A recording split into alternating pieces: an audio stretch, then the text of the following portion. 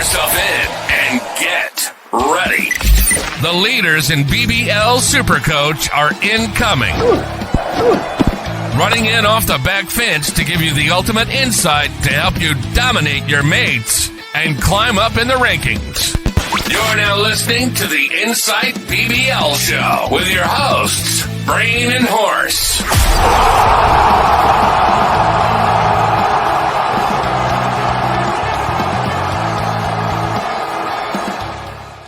G'day guys and welcome back to the Insight BBL Show. I'm the Supercoach Brain, joined as always by my co-host, the Supercoach Horse. How are you, mate? It's been a big week in BBL news. There's lots going on, isn't there? There's injuries with the test squad. There's people, predominant players of our BBL teams getting called into the test squad. International availability, new players as of today coming into the league. It's impossible to lock a side in at the moment, isn't it? Yeah, it just feels like every single day I get my team right the way I like it, and then something happens and I'm like, I've got to take that guy out. Like, lately the Ashton Turner news has kind of thrown people for a loop because everyone was pretty high on him after Agar and Connolly were out. So, yeah, it's just things like that popping up every day at the moment. But, mate, we're not here to worry about that. We're here to talk about the best bowlers that you should be getting throughout BBL 14 and especially to start the BBL Supercoach season. But before we jump into the content of today's episode, please hit like, please hit subscribe. It helps us get our episodes out to more eyes and ears, and hit that follow button and leave us a review if you are listening to us on audio, and follow us on social media. We are on Instagram at Insight BBL and on Insight Fantasy Sports on X, Facebook, TikTok, and wherever else you consume your social media. We're probably there. Horse, we have an unlimited league again, don't we? Absolutely we do. You're about to put it up on the screen, but as we go through it, it is league code number 650202. I repeat, for all people on audio, 650202. The winner of that league will receive a Supercoach Champions ring, thanks to the guys at SC Rings. Not only that, though, there's a winner each week, Braino, and that winner gets a standard squeeze pack, thanks to our OG sponsors, the Standard Squeeze. Legends. Love the Standard Squeeze. They've got some awesome stuff on their store as well. If you want to get anything for 15% off, we've got a code for you. It's IFS15. So head over to thestandardsqueeze.com. They'll look after you there. But they're giving away tons of stuff.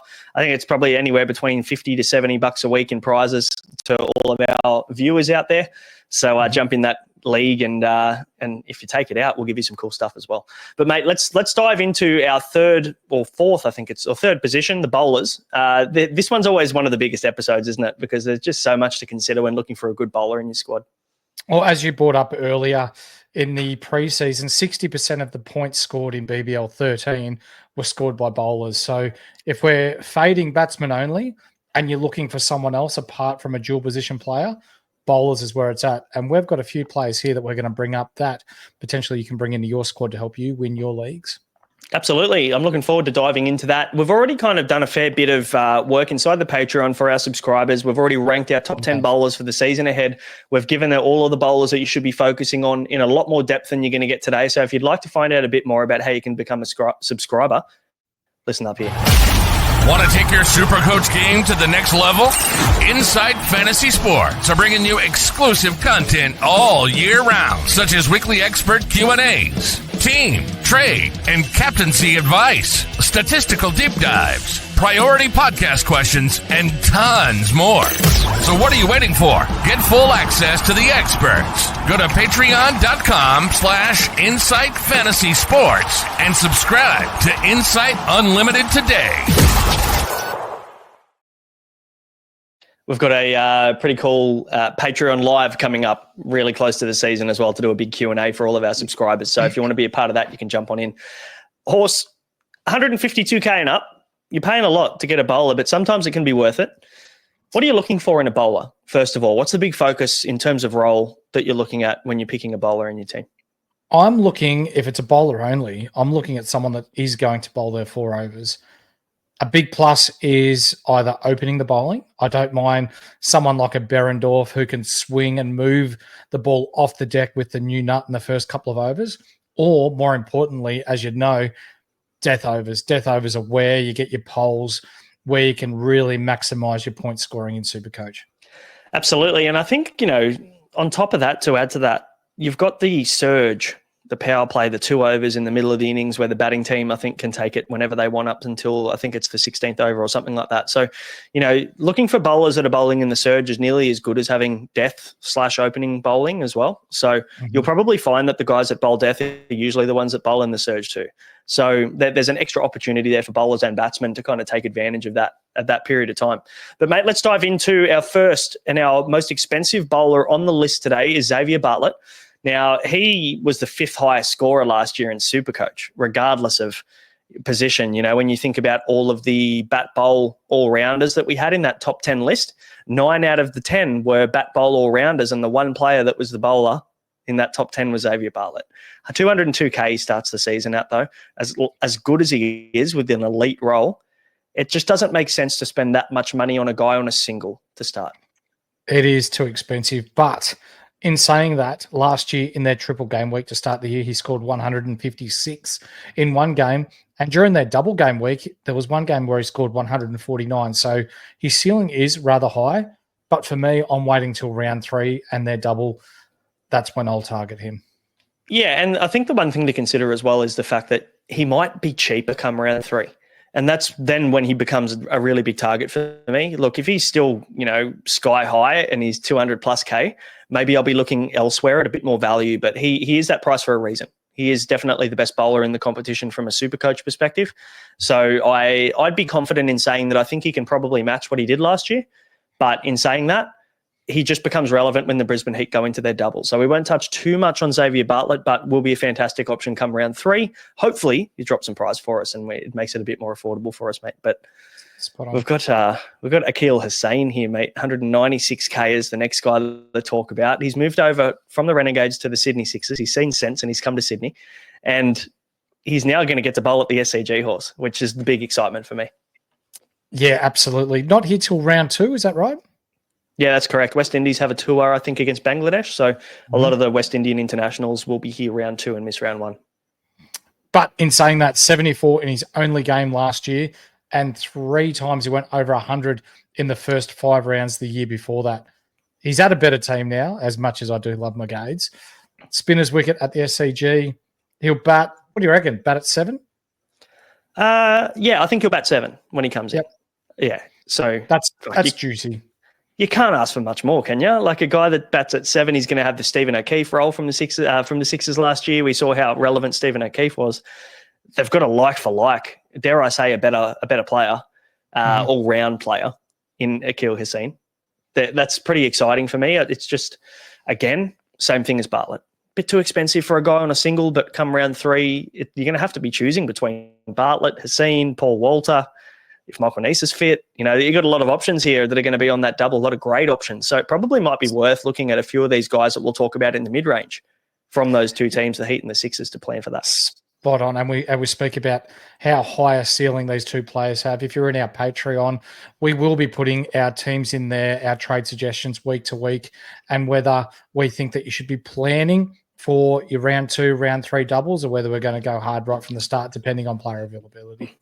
Yeah, absolutely. Looking forward to that. My team's currently in there as of 2 weeks out. And I'll tell you what, I actually like my team, but every single day I look at changing something. But it's in there for anybody who wants to become a subscriber and check it out. The Dorf, mate, Jason Behrendorff. I know that you're a big fan of him and you were tempted to even start with him over someone like a Richo. Talk to us about your thoughts behind that. Mate, I love him. The way that he moves the ball through the air, he can move it off the deck. He's quite skiddy with his left arm quicks. He takes a lot of wickets as well. 2 times last year he scored over 100 in the first 2 rounds. He got 7 wickets in the first 2 rounds. He does scream value at 160K. He's scoring 80 points a game.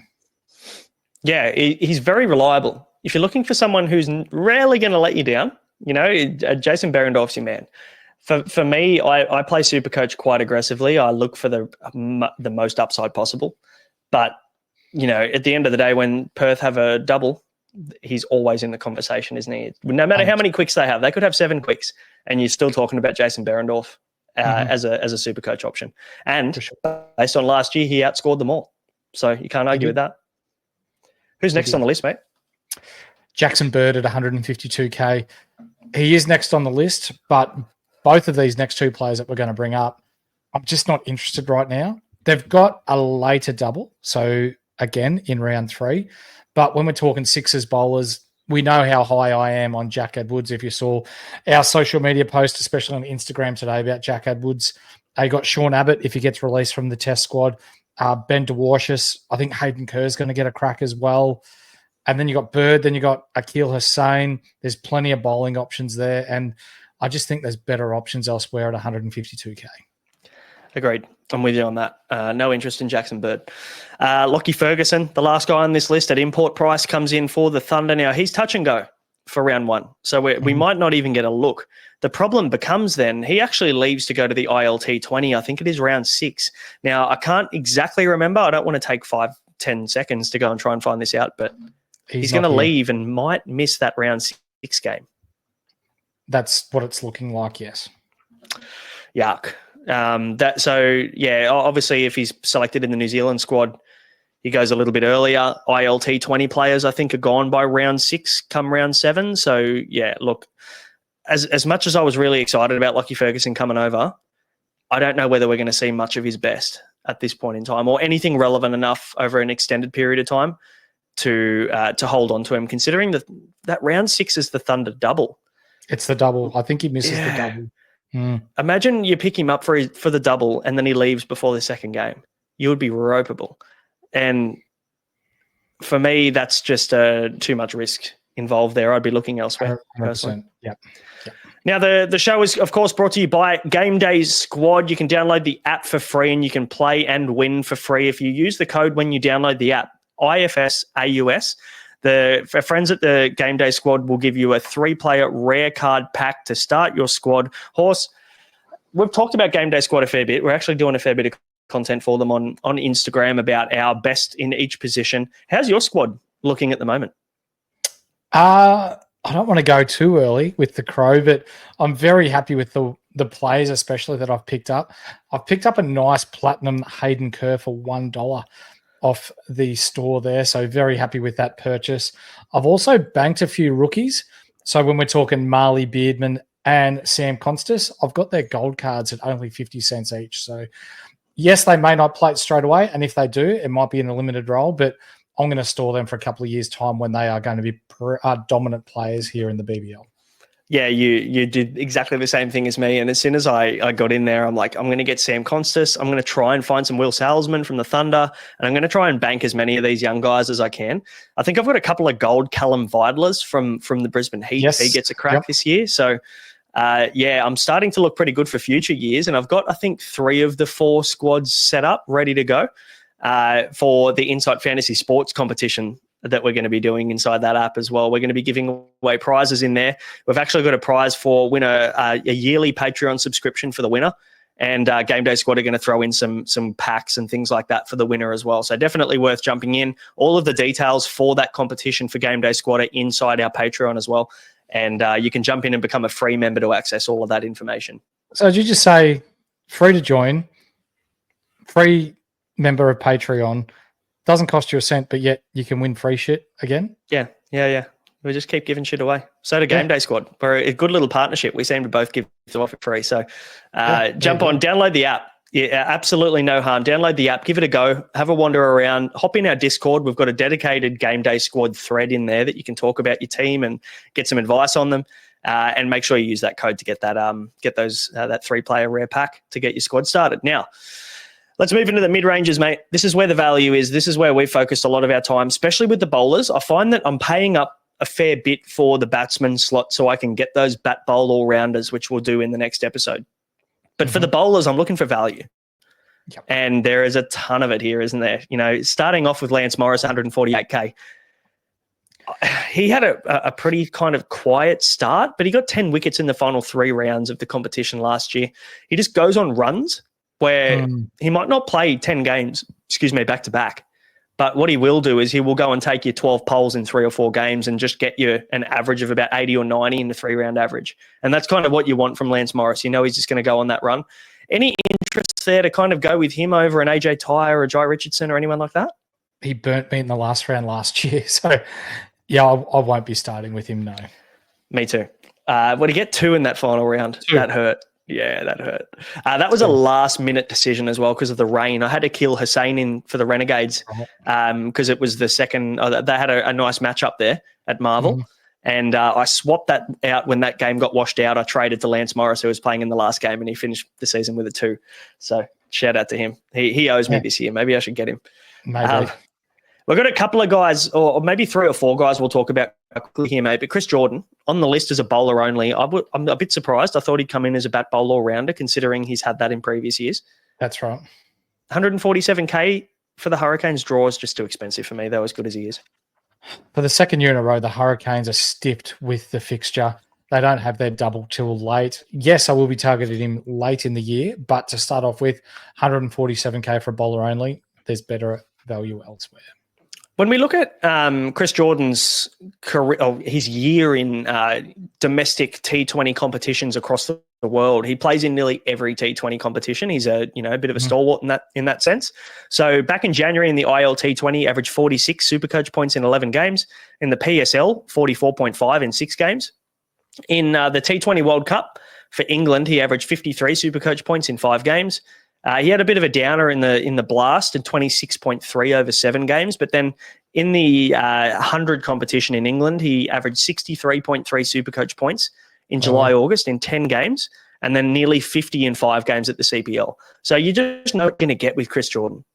Every competition this year, bar one, across probably 35 T20 games, he's averaged anywhere between 42 and 55 Supercoach points. I think that's what you're going to get from him again this year. Consistency, yeah. 100%. AJ Ty from Perth, mate, same kind of category as Lance Morris. Yeah, I'm probably more interested in Ty than Morris, though, personally. Yeah. Was it round 8 last year he scored 150, and then round 9 he scored 9? Yep. I missed the 150. Perth had the double-double to finish. So everyone was loading up on Perth, and so you should. Jai Richardson wasn't around, so it was exclusively AJ Ty's role to bowl the death. And I thought, you know what? I'm just going to go against him and I'm going to get Lance Morris, and that backfired on me big time. So I like AJ Ty. I like his role. He's going to bowl the surge overs. He bowls up front and he also bowls death. He's guaranteed to bowl death overs.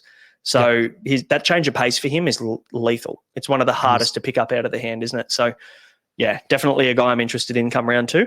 And maybe I double up on bowlers if I'm going to start with Jai Richardson.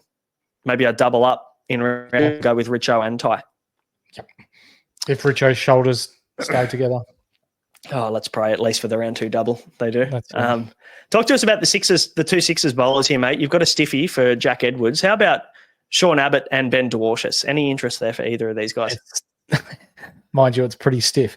But when we're talking about Sean Abbott, I rate him. And spewing that the people at Supercoach decided to bump his price up by 30K, because at 100K, he would have been the most owned Supercoach player in the BBL season.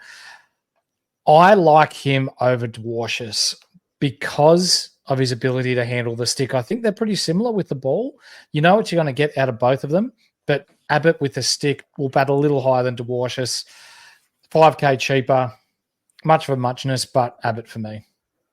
Yeah, I think Abbott from a consistency standpoint across the full season. Now, the question mark comes with Sean Abbott being brought into the test squad and being that potentially that backup bowler to Scott Boland. It wouldn't be Brendan Doggett.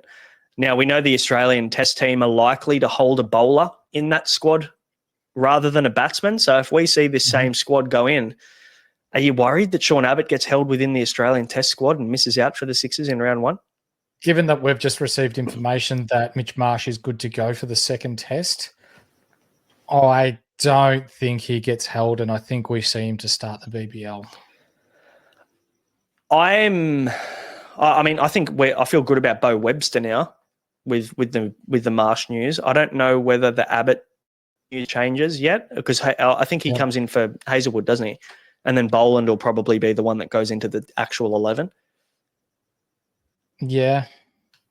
Look, honestly, I really hope they release him, because they want these guys playing cricket, right? I don't think they're going to hold such a big piece in Sean Abbott to stick around when it's only a national T20 tournament. Like, if they needed Sean Abbott there for a day or whatever, he'd be there the next day on the next plane. He'd be on the next flight. Yeah. So it's not like he's overseas playing in the IPL and they need him in Australia. You know, so I'm really hoping that they keep him there. At the moment, he's been in and out of my side at 131k. There's so much value there. He was in the top 10 most valuable players episode that we did for good reason. So that's right. Yeah, definitely higher on Abbott than Dwarshuis, but I tell you what, Dwarshuis is a nice little pod pick, left field pod pick. In the most recent tournament in July, August that he played in the 100 in England, he only played 2 games, but he averaged 112 Supercoach points. No way. So, yeah, had a big game in there somewhere. Now, do we need to talk? You've been in New South Wales, boy. Have you heard much of the Dwarshuis injury update and how his rehabilitation's going? I haven't heard anything, to be honest. So obviously he did that pec strain, I think it was. It wasn't a pec tear, it was a pec strain. And the word was that early December was the timeline for him to be fully fit and back into full modes of cricket. So I'm assuming in the next week or so we'd get some news on that. But I haven't seen anything. I haven't kept up to date on whether he's been playing. I haven't seen him named for New South Wales in any games yet. But I would imagine that he'd be pretty close. So we'll keep an eye out on Shield games coming up pretty soon. Do we need to talk much about Jai Richardson, or you just pick him? He's in my side. Shoulder injuries aside, we saw how loose that shoulder is. He went off. Within 10 minutes, he's back on, and he's taken wickets again. For anyone that thinks that the shoulders are concerned, I think you can put those issues to bed, because he's just a gun bowler, and you can see that it doesn't affect his bowling action. And he bowls absolute gas still, doesn't he? Really skiddy through the wicket, moves the ball through the air. And at 130k, he's up there with Sean Abbott as absolute value this year. For sure. I agree wholeheartedly. I think when you're looking at a guy who the issues with his shoulder seem to be through elbow flexion, where he's throwing the ball, and we don't see him throw the ball in from the boundary. If you watch Jai Richardson, he bowls the ball in from fine leg and third man. So the bowling action and motion seems to not hurt his shoulder at all. It's the throwing action that hurts him. So, I feel much more confident about that, knowing that his role as a bowler, if he's bowling the ball in from the boundary, it must feel okay. It must be okay for him. And the fact that he came and bowled 27 overs in that Shield match after he did that, it popped his shoulder out and in. It gives me, it makes me feel pretty good about that. So he's an automatic pick. I think if you're not picking Jai Richardson, you're missing the trick this year, unless you're really worried about the injury. And a round 2 double as well. Spot on. I think you've got to get ahead of the game and get a couple of these round 2 double guys in early in the strikers in Perth. Mate, talk to us about Spencer Johnson. 121k. Rocks or diamonds is the best way to explain Spencer Johnson for anybody who would never know who he is. Last year he had 4 scores of 34 or under, and then he had 141 in one of these rounds in the Brisbane double. That bumped his average all the way up to 41. Otherwise, he would have averaged 31.5 last year, and his price would have been even cheaper. Is there going to be a bounce back for him potentially, or are we looking at more of the same from him? Consistency is key with Johnson. I think he's still a year away from showing us that he can be consistent. We saw in the previous one-day tournament against Pakistan, he took a fifer in one of those games.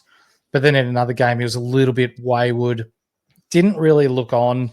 And for someone, you spend 9k extra and you get Jai Richardson, who's a known wicket taker, someone that you know is going to score consistently in this format. You just pay the extra 9k. And then you got the double earlier as well. Sure, if Spencer Johnson gets off to a good start and he's finding good rhythm, they've got their double in round 3. He's not going to go up that much in price, is he? Not in the first 2 rounds, I wouldn't have thought. I would have thought that for the most part, I think I'll be waiting until round 3. I agree with you. I think it's just at that price, I'm looking at Richardson, I'm looking at Abbott, I'm looking at those kind of guys that I feel might be a little bit more value. But I do, in my rankings for bowlers this year, I have Spencer Johnson ranked quite highly because I do think he's going to be much better this year than he was last year. I think he's been always hampered by injury for the most part coming into the BBL. And as far as I'm aware, he's fresh and he's under no injury clouds. So that's positive for him. Yep. Who we got next, mate? A little smoky of mine that I'm keeping half an eye on for the round 2 double. And that's Cam Boyce at 119k. 9 wickets without a wicket bonus last year. Very consistent economy rate bonus king. But, Braino, did you know that he either got the 20 or 25 economy rate bonus in 4 of his final 5 games last season? He was that guy that probably, whoever won BBL Supercoach last year probably had Cam Boyce. He just went. He Quite wasn't going to achiever. get you 150. Yeah, he wasn't going to get you 150, but he'd continually get you 60 to 90 every single week, I reckon. And when you can get a guy with an economy rate bonus like that nearly every week, he's bowling his overs every week. He's a fantastic fielder, by the way, as well. I've played against Cam Boyce and his twin brother a lot when we were growing up in indoor cricket. And some of the stuff they used to do in indoor cricket was freakish. Like the Boyce twins were known as the guys that you just don't hit the ball to them. So very good fielder and a good player all round. I think the Boyce is going to be a bit of a smoke pod for round 2. I agree with you. Do you have the balls to do it though? That's going to be. Let's stay tuned for round 2's preview show. We'll see. Tommy Rogers, mate. We've talked about him a fair bit. Renegades Tom Rogers, fallen gun. Do we see a bounce back there? 117K. I mean, we talked about in the value show 59 and 56 for his 2 season averages before his 39 last year. So there's got to be points to be made. I think there is points to be made there, but I'm looking at a teammate of his, and that's Fergus O'Neill. 62 and 42 in his 2 games last year. He's having an absolute breakout year, not just in Sheffield Shield, but in the one-day national competition here in Australia. I think he's one that could go really large this year, and a round 1 double to kick us off too. For me, Fergus O'Neill is the pick, but I wouldn't talk you out of starting with both.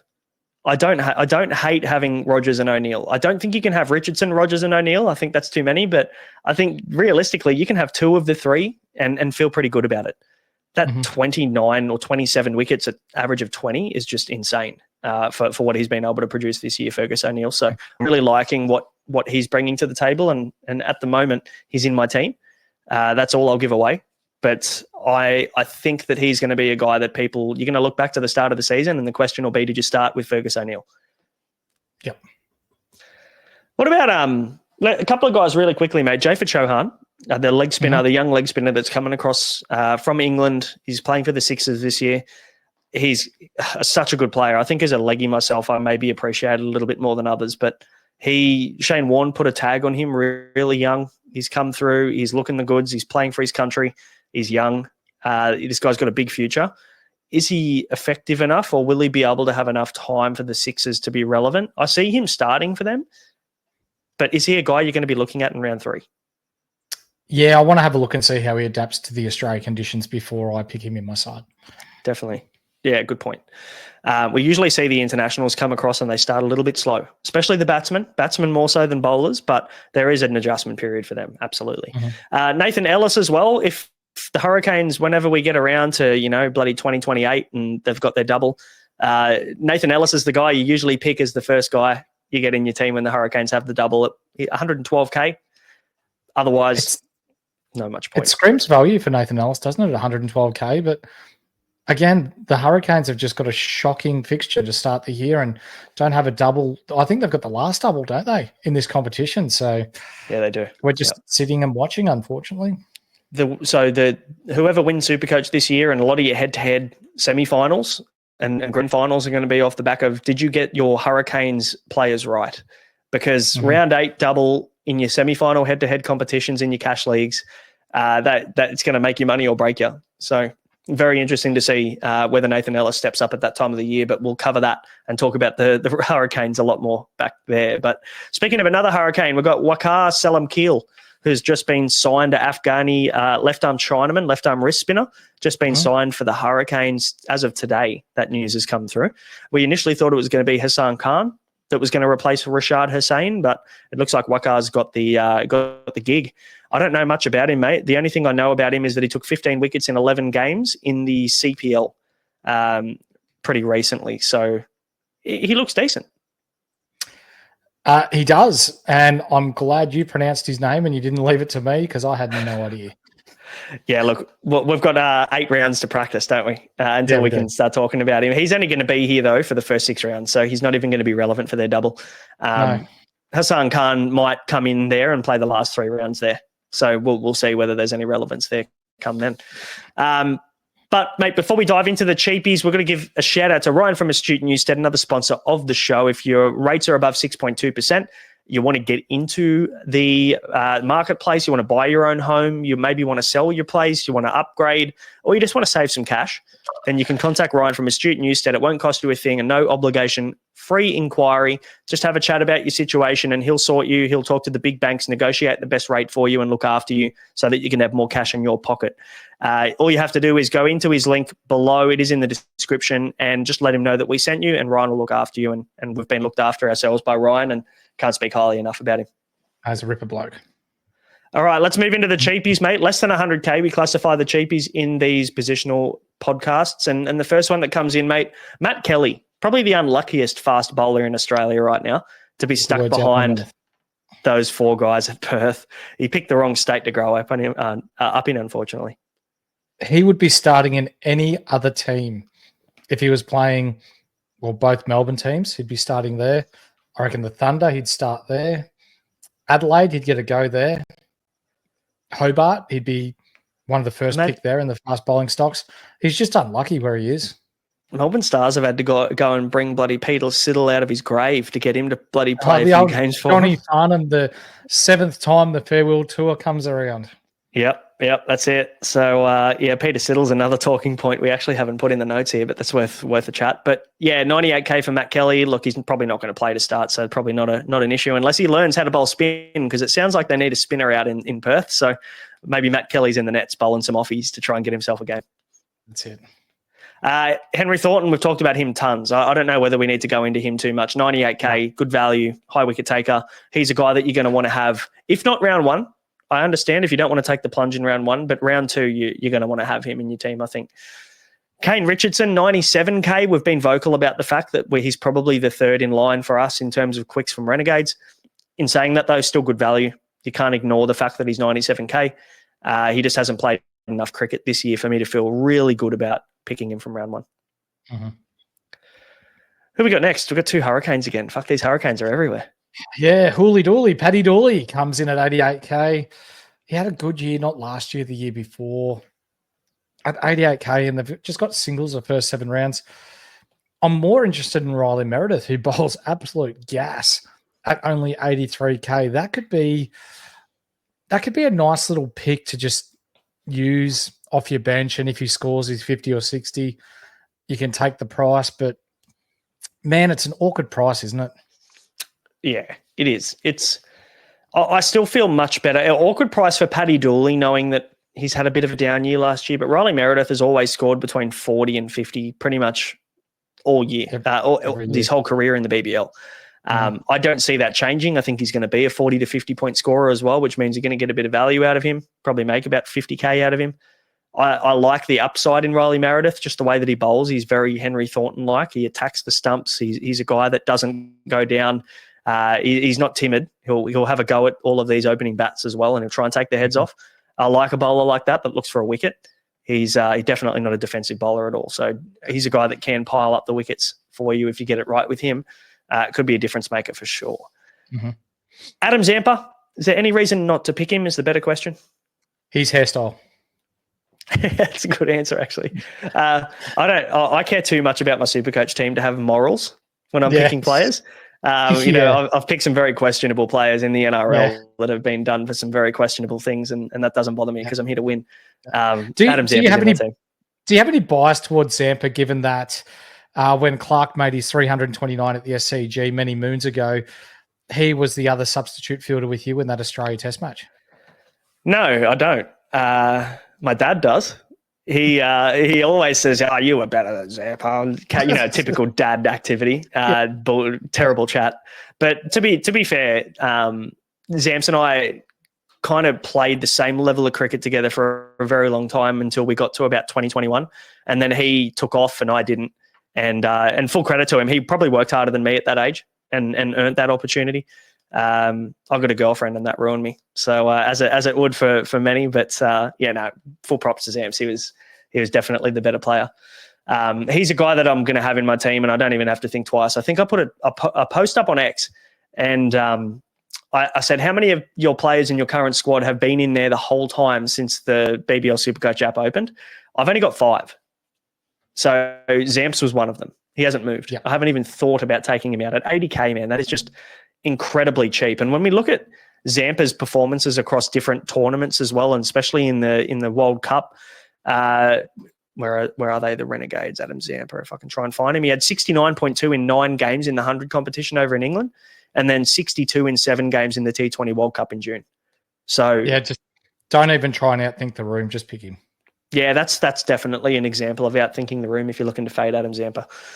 These last 3 guys, 58K and 39K cheapies, mate. Will Prestwidge probably could get a gig early, I reckon. 58K.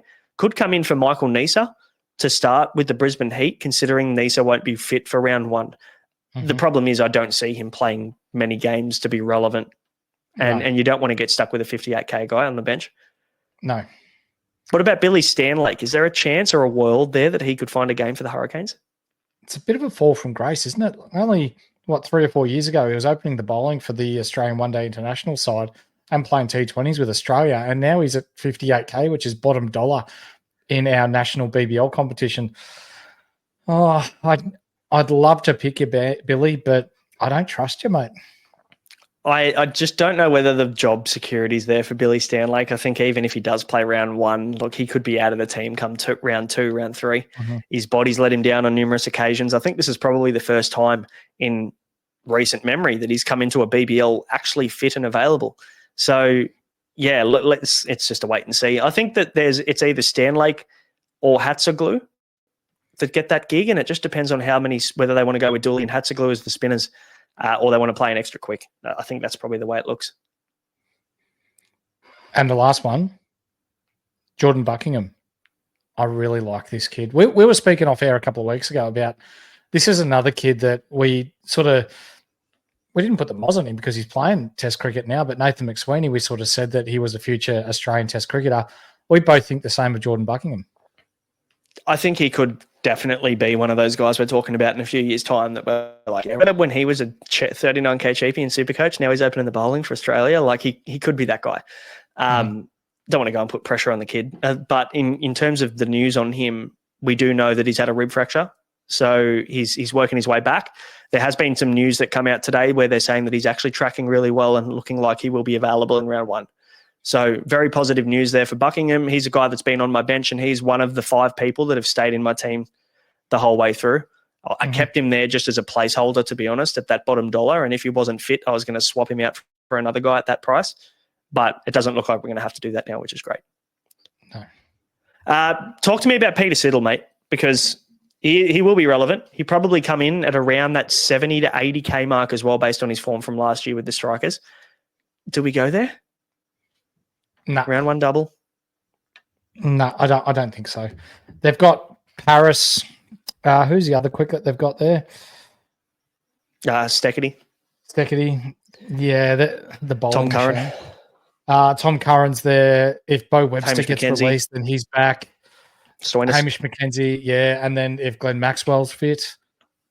There's 7 bowlers there without him. Yeah, I don't see him being relevant, no.